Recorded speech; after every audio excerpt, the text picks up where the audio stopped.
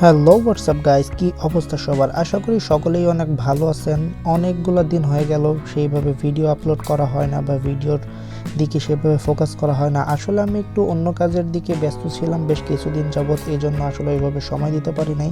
তো যাই হোক, আজকে আমি চলে গেছিলাম বাংলাদেশ জাতীয় চিড়িয়াখানায়। আর আমি যে দিনটাতে গেছিলাম সেই দিনটা ছিল আসলে শুক্রবার, যে কারণে এখানে মানুষের এত ভিড়।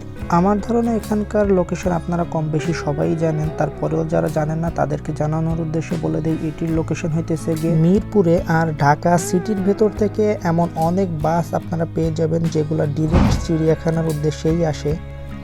এখানে প্রবেশ করতে গেলে প্রথমেই আপনাকে টিকিট ক্রয় করে নিতে হবে, যে টিকিটের প্রাইস থাকবে 50 টাকা করে। আর আপনারা যদি ফ্যামিলির সাথে আসেন আর ফ্যামিলির ভেতরে যদি এমন কোনো বাচ্চা থাকে যার বয়স 2 বছরের ঊর্ধ্বে, তাকে প্রবেশ করাইতে গেলেও কিন্তু আপনাকে টিকিট ক্রয় করে নিতে হবে। তো আমি যেহেতু চলে গেছিলাম শুক্রবারের দিনটাতে, তো প্রথমে প্রবেশ করেই সামনের দিকটাতে একটু ভিডিও করে নিয়ে চলে গেছিলাম ডিরেক্ট নামাজের দিকটাতে। মানে এটার ভেতরে মসজিদ আছে এবং পুরুষ ও মহিলার জন্য আলাদা আলাদা নামাজের স্থান করা আছে, যেটা দেখে আমার কাছে অনেক ভালো লাগছে।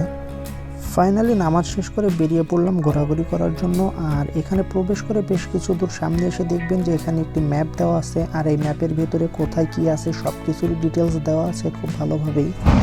এটার পাশাপাশি আপনারা এখানে এই টাইপের সাইনবোর্ড সবখানেই দেখতে পাবেন যে কোথায় গেলে আপনারা কি দেখতে পাবেন। তো আমরা প্রথমে চলে গেছিলাম পাখির সাইডটাতে, মানে যে দিকটাতে পাখির আইটেমগুলো আছে। এখানে বিভিন্ন প্রজাতির অনেক ধরনের পাখি ছিল, যেগুলো দেখতে আসলেই অনেক ভালো লাগতেছিল। এই পাখির খাঁচাটি ঘুরে দেখা হয়ে গেলে চলে গেছিলাম ম্যাকাও পাখি দেখতে। আর এখানে যে আমি আমার লাইফে ফার্স্ট টাইম ব্লু কালারের ম্যাকাও পাখি দেখছি, যেটা আমি অ্যানিমেশন মুভিতে দেখছিলাম। আগে আমি কখনো ভাবিও নাই বা কল্পনাও করি নাই যে বাস্তবেও এই পাখিটি হইতে পারে। তো যেটা দেখতে আসলে অনেক সুন্দর লাগতেছিল, যদিও আমি এটা আপনাদেরকে দেখাতে পারি নাই, মানে ওই পাখিটা দূরের দিকে ছিল আর এই খাঁচাগুলো অনেক ছোট ছোট ছিল, যে কারণে আমি আসলে দেখাইতে পারি নাই। এর পাশাপাশি এখানে অনেক প্রজাতির পাখি রাখা ছিল, যেগুলো আসলে বর্তমানে তো দেখা যায় না, আগে দেখা যাইতো কিনা সেটা আমি নিজেও বলতে পারবো না, কারণ আমি নিজে বাইরে কখনো এই পাখিগুলো দেখি নাই, এখানে ফার্স্ট টাইম দেখছি। তো পাখি দেখা হয়ে গেলে চলে গেছিলাম পশুর দিকটাতে। তো প্রথমেই দেখা মিলল হরিণের ভিতরে হয়তো বা কোনো বিশেষত্ব আপনারা খুঁজে পাবেন না, বাট একটু অপেক্ষা করেন, সামনে এখনো দেখার মতো অনেক কিছু আছে। আর এমন অনেক বিলুপ্ত প্রায় পশু পাখি অনেক কিছুই আপনারা আজকে দেখতে পাবেন। যাই হোক, ফাইনালি আপনাদেরকে নিয়ে চলে আসলাম রয়্যাল বেঙ্গল টাইগারের কাছে, যেটা হাঁটাচলা করতেছিল খাঁচার ভেতরে, আর দেখতে আসলেই অনেক সুন্দর লাগতেছিল। একটু কল্পনা করে দেখেন, এই সেই রয়্যাল বেঙ্গল টাইগার যেটা সুন্দরবনে থাকে। তো সুন্দরবনে এখন পর্যন্ত অনেক অনেক মানুষ প্রাণ হারিয়েছে এই বাঘের কাছে। আর আজকে আমি এই বাঘটা এত কাছ থেকে দেখছি, যেটা দেখে আসলেই আমি অনেক শিহরিত। আর এটি আসলেই অনেক হিংস্র, দেখেই বোঝা যায়। আর এটি ক্যামেরায় দেখে আপনার কতটুকু কী বুঝতেছেন এটা তো আমি বলতে পারি না, বাট আমার মনে হয় যে আপনাদের একবার হইলেও এটা সামনাসামনি ভিজিট করা উচিত। তারপরে চলে গেছিলাম একটি অস্ট্রেলিয়ান প্রজাতির সিংহীর কাছে। আসলে এটি হইতেছে গিয়ে সিংহর যে মায়াজাতটা আছে, মানে মহিলা সিংহ। ফার্স্টের দিকে যখন এই খাঁচাটির কাছে গেছিলাম তখন দেখছিলাম যে সিংহীটা শুয়ে আছে, কিন্তু ফিরে আসার সময় দেখি যে না, সে হাঁটাচলা করতেছে। এই সময়টা ছিল তার খাবার খাওয়ার সময়, এজন্য সে খাবার খাইতে যাইতেছিল। তারপরে চলে গেছিলাম বানর দেখতে। আমরা সাধারণ জনগণরা মনে করি যে বানরের হয়তো বা একটা দুইটা প্রজাতি আছে, বাট বানরের হিউজ পরিমাণ প্রজাতি আছে, যেটা আমি এখানে যেয়ে তারপরে জানতে পারছি। তো বানর দেখা হয়ে গেলে চলে গেছিলাম সাপ দেখতে। আর এটা কিন্তু বিষাক্ত বিষধর সাপ ছিল। সাপগুলো যে খাঁচার ভেতরে রাখা ছিল, সেই খাঁচাগুলো আবার গ্লাস দিয়ে প্রোটেক্ট করা ছিল, যাতে কোনো বিপদের আশঙ্কা না থাকে। যাই হোক, এখানে অনেক সাপ রাখা ছিল, অনেক প্রজাতির সাপও এখানে যে আমি দেখছি। আর প্রতিটা সাপের খাঁচায় কিন্তু আপনারা তাদের ডিটেলস জানতে পারবেন। শুধু সাপের ক্ষেত্রেই যে এটা প্রযোজ্য সেটা কিন্তু নয়, আপনারা সাপ ব্যতীত প্রতিটা পশু পাখি সব কিছুর ডিটেলস আপনারা তাদের খাঁচা থেকেই মানে দেখতে পারবেন। খাঁচার উপরে লেখা থাকে, এখানে যেমন দেখতে পাইতেছেন নীল ময়ূর।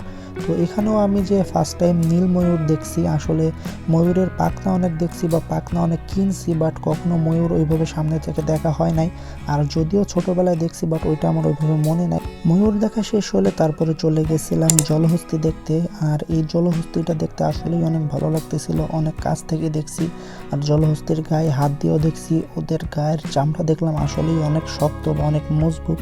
আর এখানকার একটা বাজে জিনিস যেটা এখানে অনেক বাজে একটা গন্ধ ছড়াইতেছিল, যেটা আসলেই অনেক খারাপ লাগতেছিল গন্ধটা, এই জন্য এখানে বেশি সময় থাকি নাই। এখানকার ভিউটা একবার দেখুন গাইস, এখানে প্রতিটা খাঁচার সামনে এত পরিমাণ মানুষ যেটা আসলে মুখে বলে প্রকাশ করার মতো না।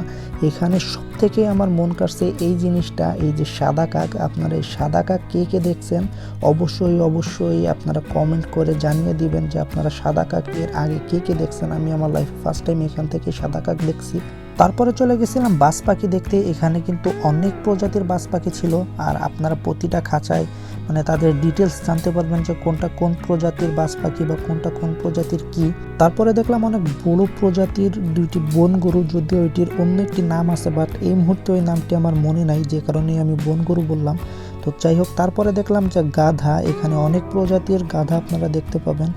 তারপরে দেখা মিলল সেই বহুল প্রতীক্ষিত অস্ট্রেলিয়ান ক্যাঙ্গারুর, যেটি শুয়েছিল। গাইস, এখানে আরেকটি ইউনিক জিনিস যেটা দেখছি সেটা হইতেছে যে এই সবুজ ঘুঘু। এই সবুজ ঘুঘুটা আপনারা আগে কে কোথায় দেখছেন বা কখনো কোথাও দেখছেন কিনা সেটা অবশ্যই কমেন্ট সেকশনে জানিয়ে দিবেন। তো এখানে যে আমি আমার লাইফে ফার্স্ট টাইম এই সবুজ ঘুঘু দেখছি, যেটা দেখতে আসলেই অনেক সুন্দর ছিল।